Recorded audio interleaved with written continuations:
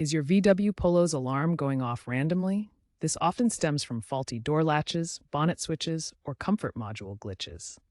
First, inspect all door latches for proper closure and any signs of corrosion or damage.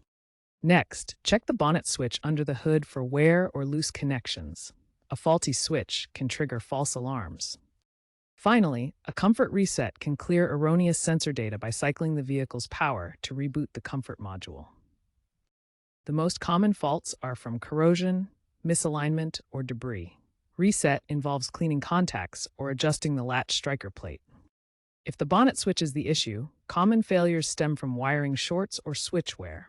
Replacement costs $20 to $50, with DIY fixes possible using multimeters to test continuity. Comfort reset involves cycling the vehicle's power to reboot the comfort module, clearing erroneous sensor inputs. Key principle: alarms are tied to the vehicle's CAN bus network, so isolated faults can cascade if not addressed promptly. Let's start with a comfort reset.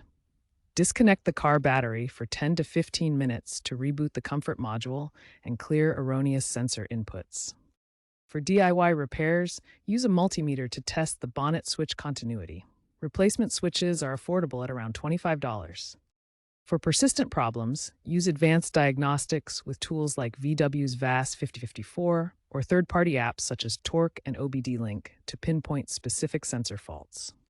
Starting in 2024, VW issued a recall for certain Polo variants addressing faulty immobilizers that can mimic alarm triggers. Expert mechanics recommend annual sensor checks to avoid 70% of alarm faults. Replace corroded bonnet switches promptly. To fix a corroded bonnet switch, replace the $25 part and perform a comfort reset via OBD2 scan. For door latch false positives, hold the lock button for 10 seconds, then use a jumper wire to short-circuit specific pins in the BCM fuse box.